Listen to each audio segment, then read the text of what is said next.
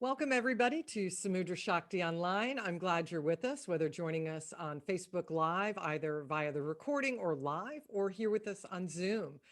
I'm Lisa Long. I'm in the United States on the East Coast in Florida, and I'm here with Maduri Martin, who's out in Colorado in the Rocky Mountains of the United States, and we are the planning team for Samudra Shakti Online. So Samudra Shakti Online originated from a live event in 2019 in the Colorado Rocky Mountains. It was a phenomenal gathering where the USA licensed teachers in the Anusara School of Hatha Yoga gathered. And it was such a Shakti filled event that we wanted to continue this community collaboration and just a feeling of connection. And we decided to do it online, and Samudra Shakti Online was born. The seat of the teacher moves each month to another voice within our global community of teachers. Super excited to announce that we'll be having a live event again in the fall of 2023 in Estes Park, Colorado. Yeah, hands are in the air going, woohoo. So tonight we have Jayendra Hanley with us. And Jayendra is offering a presentation on getting started with the Vijnanabhairava Tantra. And just a year or two ago, I could not pronounce that, Vijnanabhairava Tantra. It's a mouthful. Jayendra began practicing Hatha Yoga and meditation in 1977. And shortly after that, he met the great meditation master, Swami Muktananda, who was very influential in bringing Kashmir Shaivism to the West. He had so many transformational experiences on the Siddha Yoga path, and he says he will always be grateful for that experience. He then met John Friend, the founder of Anusara Yoga, at the Siddha Yoga ashram, and became very inspired by John's teaching and the Anusara method. So he studied and practiced, and in 2001 became a certified Anusara yoga teacher. He has lived and taught in Europe for the past 14 years, offering over 20, this is phenomenal, you guys, 20 Anusara immersions and teacher trainings in various countries, and a highly successful 300-hour teacher training in the Netherlands in the Anusara method. He says he owes so much to the support of his friends in Europe.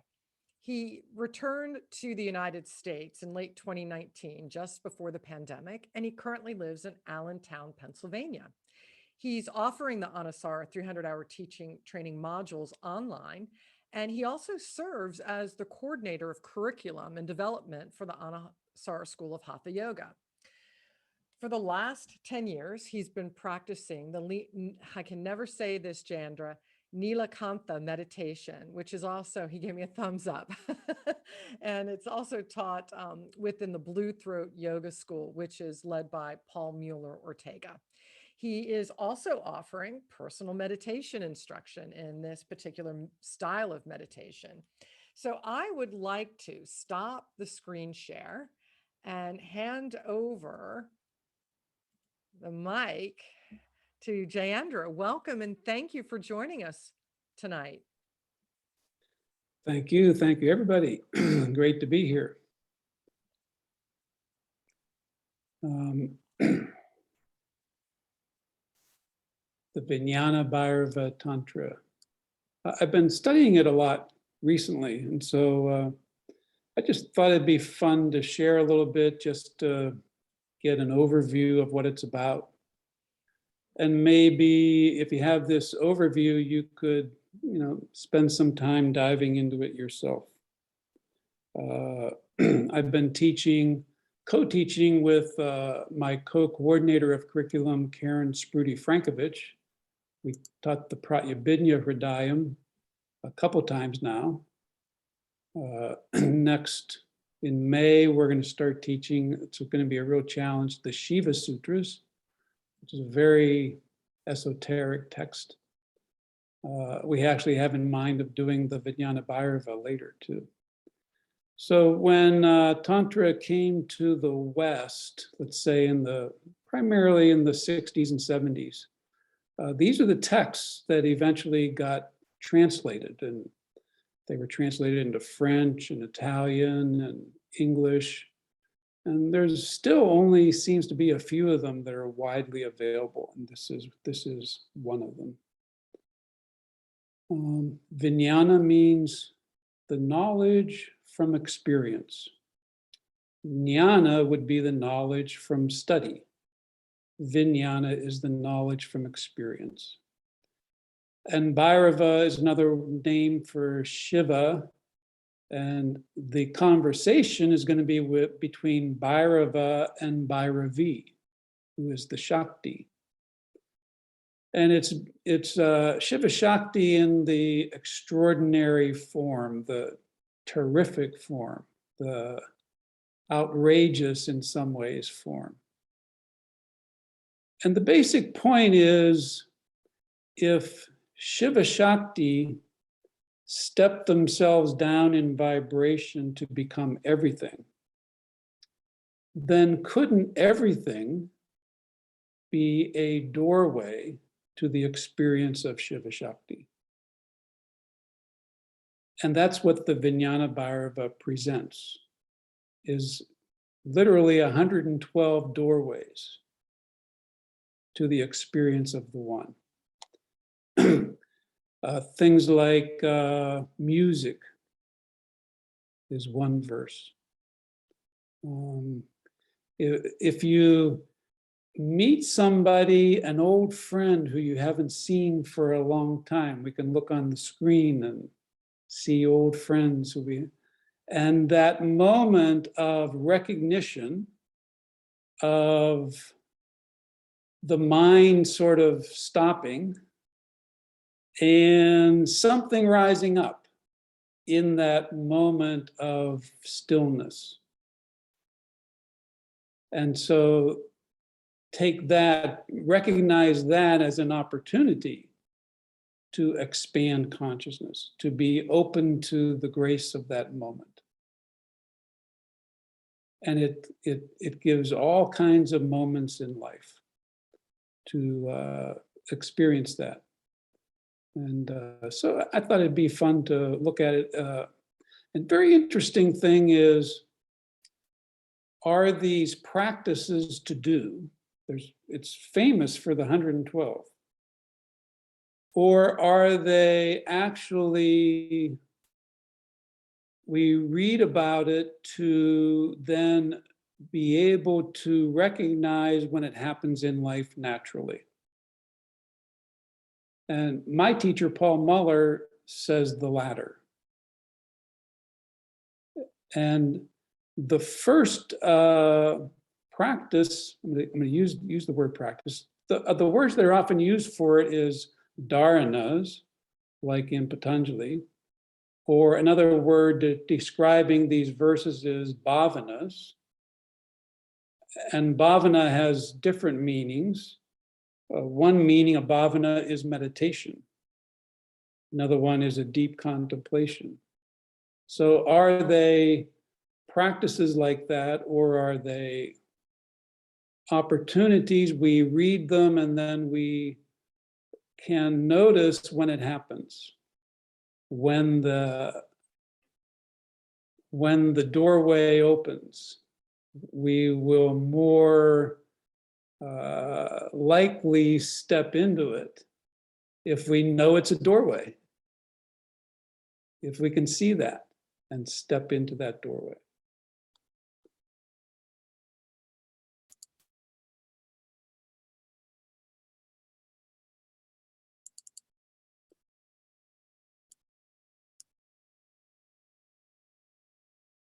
So the text begins with Bhairavi asking, "How can I know you, O Bhairava, O Shakti, O Shiva?" And she then asks, "Can I know you?" And I think of our immersion curriculum. And she says things like, "If I know the 36 tattvas, do I know you? If I know Icha, Jnana, and Kriya, do I know the Supreme? If I know about the 7 chakras and the bija mantras with each one, do I then, is that good enough? Is that who you are?" And in the end, Bhairava says, well, that composite, that sort of collection of pieces is not who I am. And then he says in verse 20, he says, and it's a great phrase, one we could memorize. He says, Shaivi mukam ihochate. Shaivi mukam ihochate. Which can be translated as here, in nondual Tantra, it's taught, you, the divine Shakti, are my face. You are the doorway to the absolute. You don't have to look around at the 36 tattvas and the 3 Shaktis and this and that and the other, the 5 pranas, because you are my face. You are the doorway. You became everything. So everything that you are is going to be the doorway to the Vijnana of Bhairava, the experience of the one. And then he shares these 112 doorways. And then the interesting thing, first interesting thing after that is he begins with the breath. And he begins with a meditation that begins with the breath. And a point that could be made is he starts by saying, first, learn how to meditate. And you might say, spend years practicing this, practicing going into the center, into the heart, through the practice of deep meditation. And then when you come out, you'll start to notice shifts, transformations in life. And when one of the verses is, when you see the dappled light that shines through the leaves of the tree on the ground, and when you see that, you'll see the variegated light, and there's a verse about that, of how that is a doorway into the one. And I think of it as saying, really, any scene in nature can be the opportunity to expand consciousness. So, but it's through our yoga practices that we start to find those doorways. So he begins with the meditation on the breath, which covers 3 verses, and I'm gonna go over those. And we're gonna meditate with that. And then at the end, I'm gonna go to one more verse that tells us why we teach with a theme in Anusara Yoga, why we teach with heart qualities in Anusara Yoga. So the 3 verses, you could say that they go through the 3 upayas, which are the 3 groupings of practices from the surface to the depth, from the Kriya Shakti to the Jnana Shakti to the Icha Shakti. Thing we do to more of a feeling, to more of a presence. And I like the Sanskrit. It's in what's called the shloka meter, which is 8 syllables, 4 lines. And if you know the song of the Guru Gita, it's the same tune. Urdve prano yado jivo visargatma parocharet utpati dvitaya stane bharanad bharita stitihi. This is my own translation. I look at various translations and make it up. The Supreme Bhairavi expresses herself through her manifestations. Rising up, she moves out as the exhalation to the outer Dwadashanta. I'll talk about that in a moment, with the mantra Sa. Descending, she moves in as the inhalation to the inner Dwadashanta with the mantra hum. Abide in the two places of origin, which is the space of fullness. So this word Dwadashanta, Dwa means two, Dasha means 10, together they make 12, and Anta means at a distance of. So it's the idea of how far it is 12 finger widths. And so from, let's say, the nose out 12 finger widths, somewhere in front of the sternum is the outer heart. The idea is that's where the exhalation ends and turns. The same distance inside the sternum is the inner heart, the inner Dwadashanta. The idea is the inhalation ends there and the exhalation ends out here. There's a third Dwadashanta that you actually hear more about in Tantra, the upper Dwadashanta. It's 12 finger lengths from the Ajna chakra up, which is where the definition is of the Sahasrar. That's the Urdhva Dwadashanta. That's not in this verse. That's in about 5 of the other verses. So this meditation begins with hum on the inhalation and awareness going to the inner heart. Sa on the exhalation, awareness to the outer heart. Hum sa means I am that. I am that Shiva Shakti. I am that Bhairava Bhairavi. I am that supreme consciousness. And much later in the text, it tells us we say this to ourselves 21,600 times a day. That the breath tells us, hum sa. I am the supreme. Hum sa. The breath is telling us that all the time.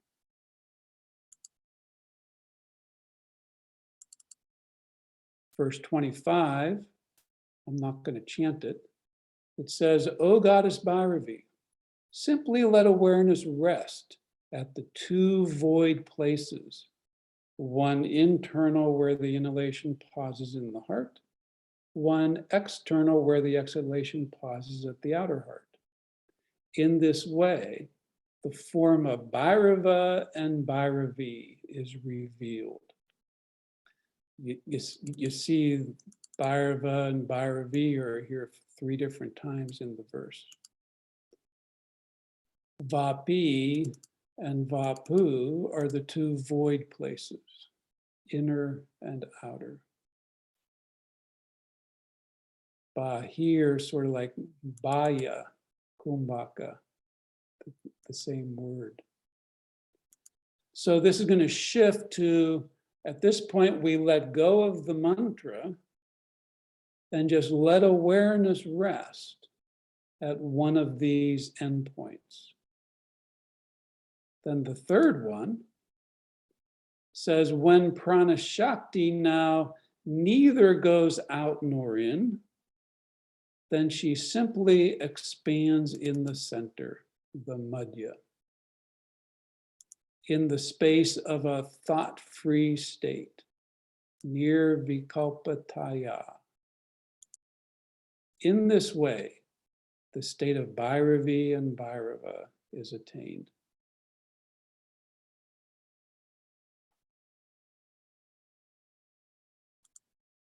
So we're going to meditate for a few minutes. And does anybody have any questions about all that? I'm going to be instructing the meditation. It's going to be in 3 steps. So we're going to get started, and I'm going to pause then for a minute. Then I'm going to come back on and take it to the next step, and I'll mute myself for a minute. And then we'll go to the 3rd step.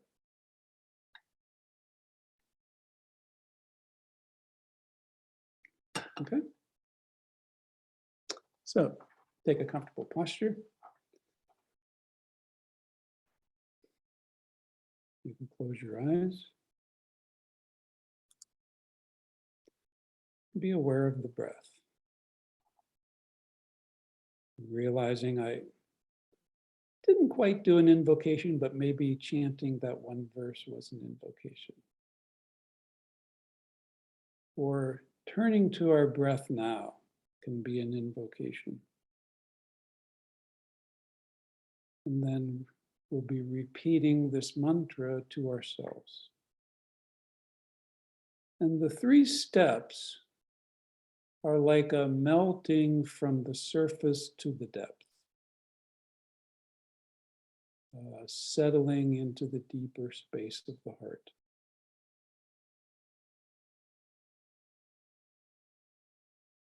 So as the breath comes in, she sounds the mantra hum. And as the breath goes out, she sounds the mantra sa. So with the inhalation, we have the thought of hum. And as the breath goes out, sa. Hum with the in-breath, sa with the out-breath.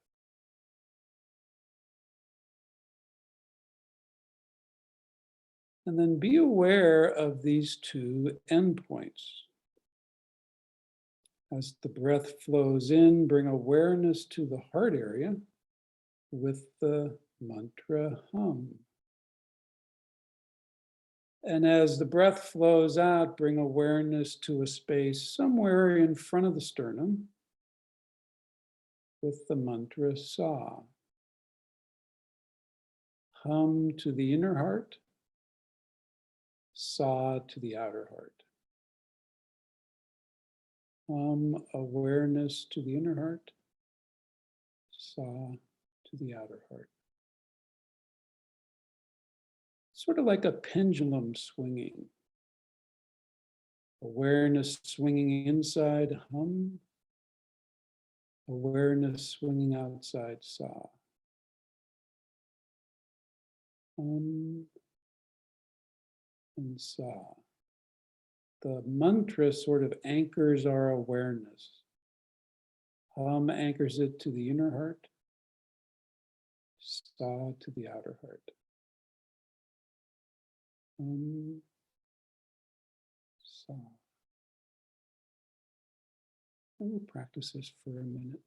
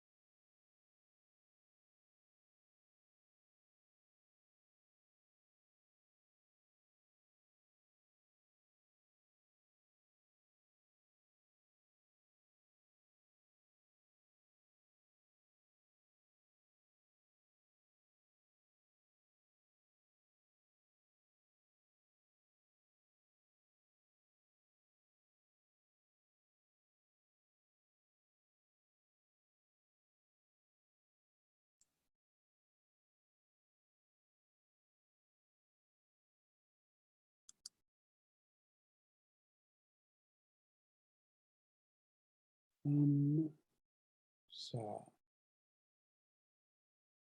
Now we let go of hum sa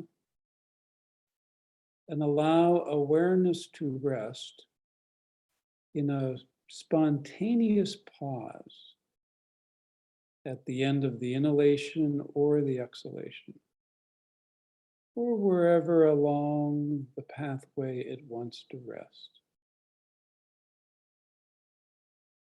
Let go of the mantra or any other effort and feel that flow. Let awareness rest, perhaps at the end point, inside or outside. There, Bhairava, Bhairavi is revealed in that void space. Let awareness rest.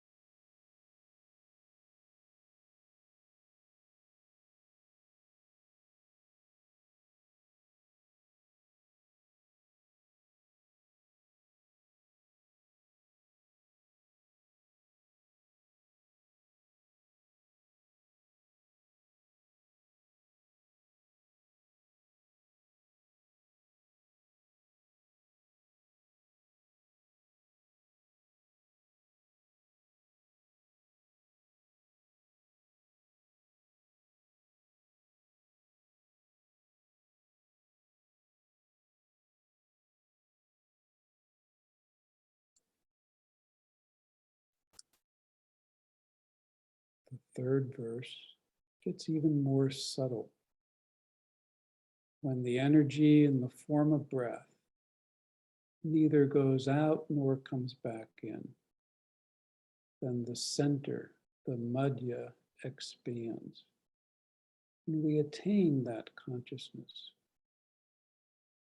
I think of it as simply be fully present with that consciousness that has appeared through the grace of the practice, from hamsa and the inhalation exhalation to the end point, to awareness resting,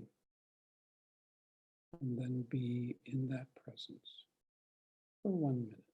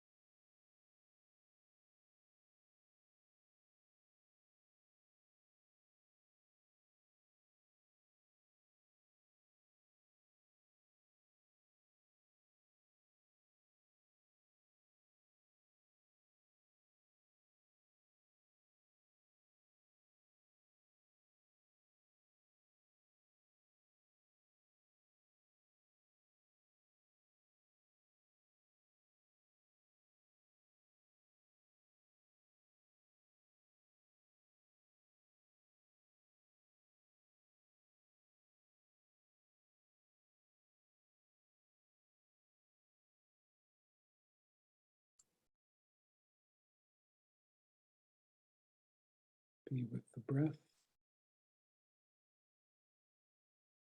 Allow the breath to flow, coming in more deeply, going out longer, coming out of meditation. And when you're ready, opening your eyes. So the three groups of practices, from surface to more feeling, Shakti, it's also mental, to a more presence, deeper will. Anyway, any questions about all that? So starting with meditation, and then you have this whole field of 109, 8. Then there's one or two more towards the end that come back and talk about it again. But the other one I wanted to share, we went a little quicker than I thought we were, is this one.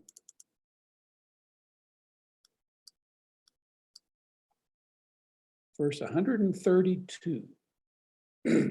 So these were 24, 25, and 26. So towards the end. So implies it's a little more advanced than some of the others. And a title for this verse is, by contemplating words for its attributes, the absolute reveals itself directly. And the verse is Nityo Vibhur Niradaro Vyapakashakiladipa. These are all attributes. Shabdan Pratikshanam Dhyanam Dhyayan Kritarta Arta Narupataha. Nityo is eternal. Vibhur is omnipresent. Niradara, sort of like nirlamba, supported by nothing but itself. Vyapakash, all pervasive. Chakiladipaha, ruling Lord of all. Continuously contemplating these words according to their meaning, these attributes, one attains the object of all practice. Continuously contemplating these words according to their meaning, one attains the object of all practice. So in my mind, it tells us why we practice with heart qualities. We attain the object of practice by contemplating these words and the meaning of the words. And the qualities given here, I have the feeling it could be other qualities, but the ones they give here are eternal, omnipresent, supported by nothing but itself, all pervasive, the ruling Lord of all.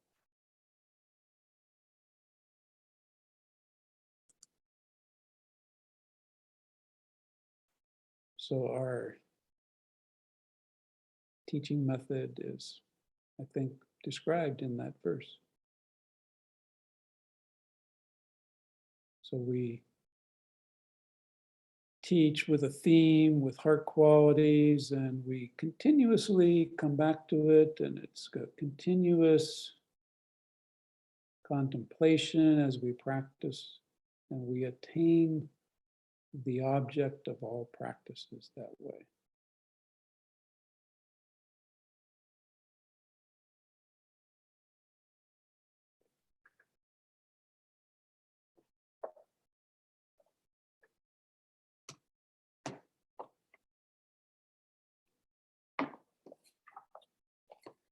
If you're interested, one book is Swami Lakshmanju's Vijnanabhairava, The Practice of Centering Awareness by Swami Lakshmanju. Another one is Vijnanabhairava or Divine Consciousness by Jayadev Singh. So Jayadev Singh's book was published around 1980. Lakshmanju's similar. They're both very good. They tend to discuss the sort of short commentary by Kshemarajya, who was Abhinavagupta's key student, who wrote the Pratyabhinya Hridayam. So that's a good thing that they both tend to talk about what he said in explaining the Vijnanabhairava. There's a third book that's very popular, the Radiance Sutras. It's fun. Personally, I'd rather look at the original text and the original meaning.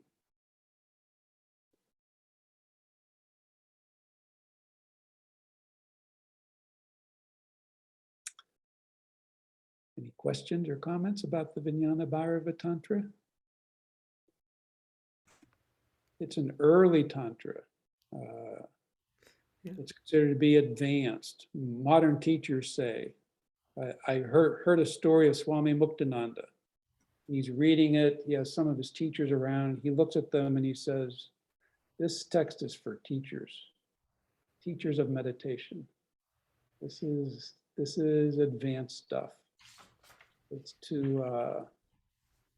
to reflect on your experience of practice after a long time, and to recognize that phrase, nothing exists that is not Shiva Shakti. And so to experience that in all these different facets of life. Milda and Bill had their hands up. Yeah, thanks. That was just one of my all-time favorite texts. Okay. I encountered it about 12 years ago in teacher training in Doug Keller's Refining the Breath. Oh, Had a beautiful section in the back. So if you have that book, look in the back. That's where I found it, and just amazing. And so I also, appreciate that Swami Muktananda had, patronized, look at that, had patronized Jaidev Singh to, bring these into English from an indigenous translation. Right. So otherwise, the Kashmir series of texts and studies would have been kind of, left on a bookshelf somewhere in Sanskrit from year, what was it, like 900 or year like 950, 800, something like the book that. has a preface and a picture of Swami Muktananda. Yeah. That Yeah. he, Wow. as you said, he, I forget the word you used, but he invited Jaidev Singh and connected him with a publisher, Motilal Banarsi Das in Mumbai, and helped him get to Lakshmanju to learn about it. And so, yeah. So we think it's probably 7th century, 8th century, 9th century, but there's no way of knowing exactly how old it is. Bill. I don't have a question, but hi, Milda. Nice Hey, to Bill. see Nice you. to see you. I just want to thank you. That was such an excellent presentation. I feel really inspired. I actually have those books on my shelf. They may actually get off the shelf. I'll bring my dust rag, thanks to you, and make sure that that was excellent. Thank you. Good. So every moment is an opportunity to, it's one thing I've been contemplating is the madhya. What does that mean? The center, the gap between breaths, the balance of opposites is the madhya. The madhya reveals itself. So what it is the supreme consciousness that is ourself,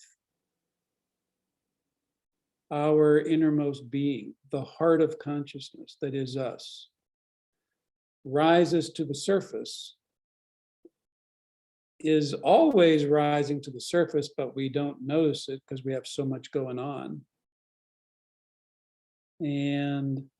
But here it's saying, in this moment, here it comes, pay attention. At the moment of a vast blue sky, or at the moment of a torrential thunderstorm, or at the moment when somebody surprises you and you're like shocked. These are actual verses. at the moment between sleeping and waking. These are all verses that are given. Bill. Yeah, Paul in Triadic Heart of Shiva has several references to Madhya, and they're really beautiful, because the common misconception is that it's the center point on a midline, and I'm sorry, the center point on a line. Right. I actually used it to mean midline, but for the point, but I got it from Triadic Heart of Shiva, where I'm not sure where he's quoting from. I'll have to go back and look, but it's just a beautiful, it's that any possible instant where all of a sudden it's you make this connection that you were seeking us to achieve in this meditation. It can just happen, and it's just like that's it. And he just discusses it in that book so well. Well, in the Pratyabhinya Hridayam, it has 20 sutras. In the 17th, it's about the Madhya. And in his commentary, he says, this is either supreme consciousness, or we're talking about the Sushumna Nadi. And that's where the midline comes from, where he says the Madhya is the Sushumna Nadi, where consciousness is strong. And so that's where the idea of the center line comes from, is there in the Pratyabhinya. He says first by Madhya we mean Samvid, Samavesha, supreme consciousness, the heart of consciousness. And then we also can refer to the midline of the Sushumna Nadi, but that's a subtle channel. It's a place inside where that Shakti rises through the different Dwadashantas to the upper. Anyway, Milda, and then Christine. Yeah, I just had heard recently that for those of us who really love translations, and I love exactly your technique to have them in different translations and be able to compare and to kind of glean your own, deepen your own, understanding and apply it to your practice. And so there will be some forthcoming from the Mukta Bodha Indological Institute.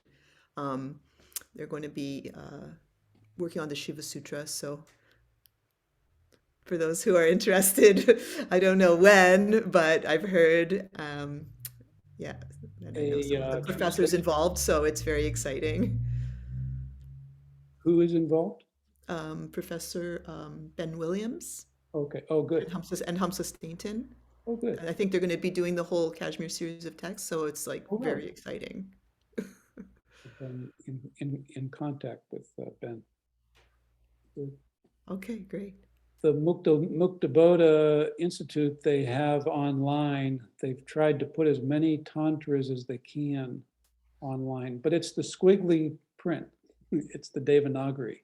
Yeah, so you the have Devanagari. to know the Sanskrit. So to know that they're getting into translations now is great. And our scholars have all been involved in that. Bill Mahoney, Carlos Pomeda, they've all been involved in it. Christine had her hand up earlier.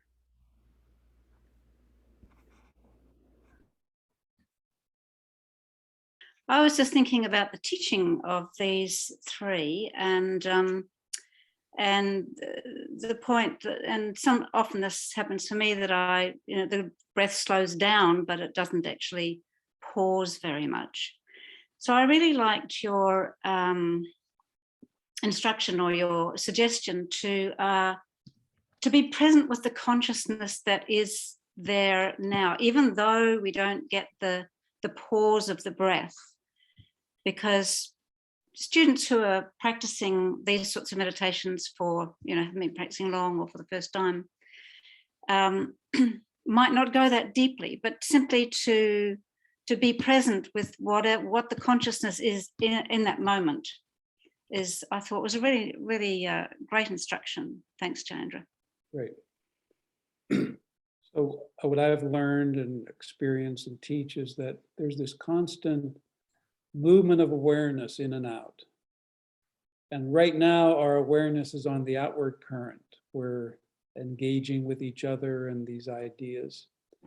Meditation is to get on the inward current, but then it's not like you just stay there.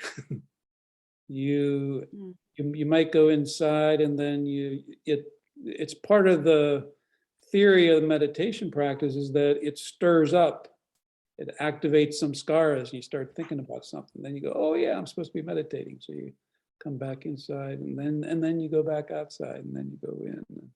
It's a constant movement like that.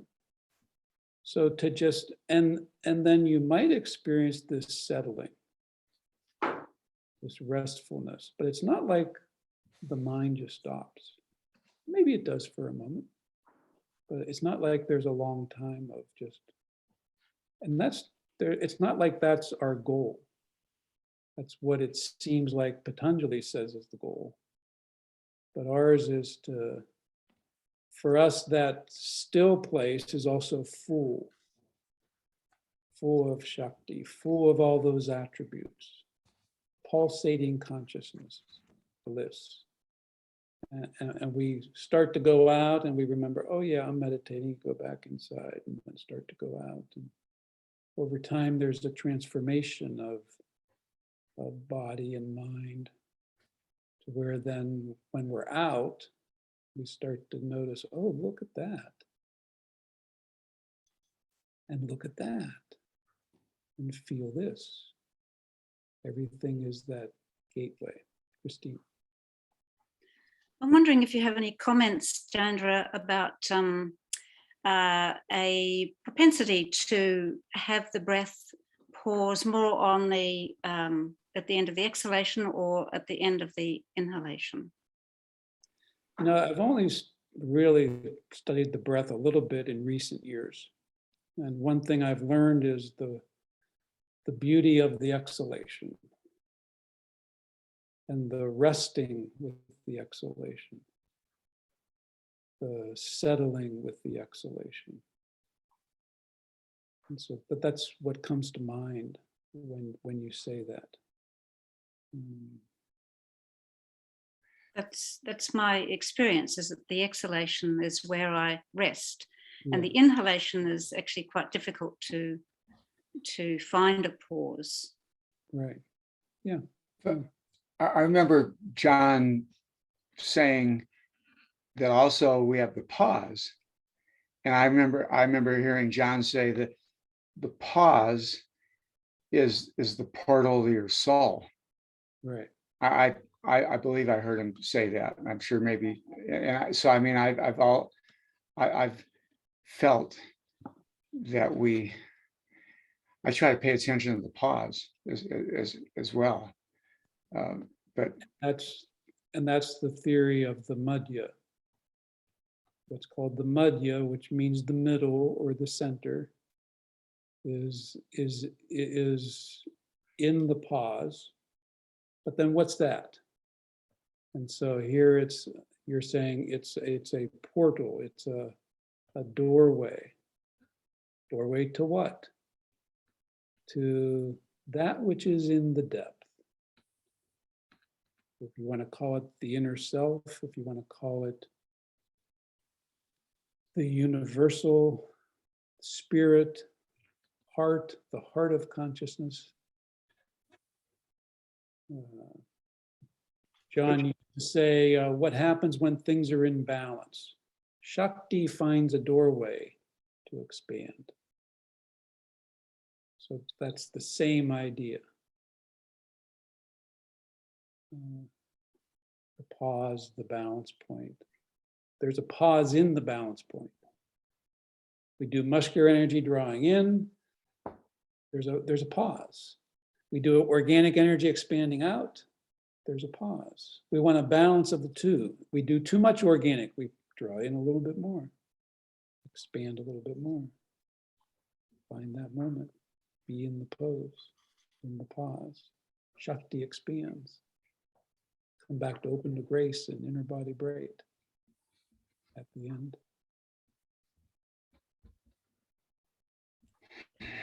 That's absolutely lovely, Jayendra.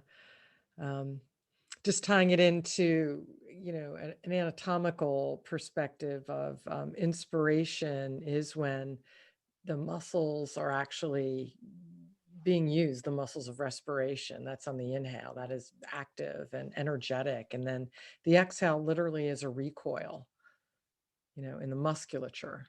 Like I'm talking about the actual muscles of respiration. So it's just so beautiful to hear how you've expressed this in the last few minutes and connecting it to our universal principles of alignment. Thank you, Lisa. I'm really impressed by what you and Madhuri are doing and how you've organized everything. We're up-leveling everything, aren't we? So one of the pillars of our method is non-dual tantra. And in the immersion, we learn a few things about it. At some point, it's great to go to the texts, to the source. And there's these tantras, and they're so mysterious, and it's quite a gift that we actually have them, that there was preservation through the centuries.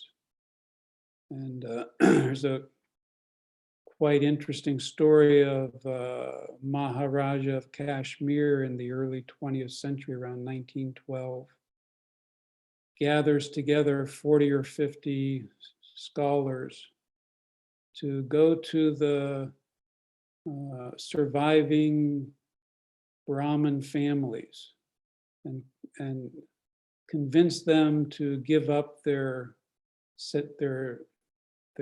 family treasures of these texts. And he put them together into a series of books, the Kashmir series of Tantric studies, or whatever it was called, Kashmir Shaiva studies. And as a part of war reparations, they sent copies of it to various research universities in the West. And Paul Muller, studying at the UC Santa Barbara in the 1970s, happening to have as his teacher a guy named Jerry Larson, who was a world expert in Patanjali and Samkhya, who one day in the advanced Sanskrit class says, we're going to read this from somebody named Abhinavagupta. They say there's 36 tattvas. Let's find out about that. And over in the library, there's this whole shelf of books that nobody uses. Where'd they come from? And just the fact that all that got to us, it's like a miracle in a way. And so here we are, and there's so much research going on now. People like Ben Williams was mentioned earlier, young fellow, all these other folks in universities now who were our students 20 years ago. Now they're doing PhDs, and their PhD master says, so what are you going to do yours on? And they say, I think I'll do it on Shaiva Shakti Tantra, or Hatha Yoga and the source of that, and so on and so forth. And so there's a lot going on. It's great to keep up with it. And I'm just happy to be able to share a little bit of it. Thank you, Jayendra. And thank you all for joining us for Samudra Shakti Online. We hope you'll continue to study and dive deep. We have such depth of teachers within our school. Thank you for joining us. In 3, 2, 1, we're out. So good night, everybody.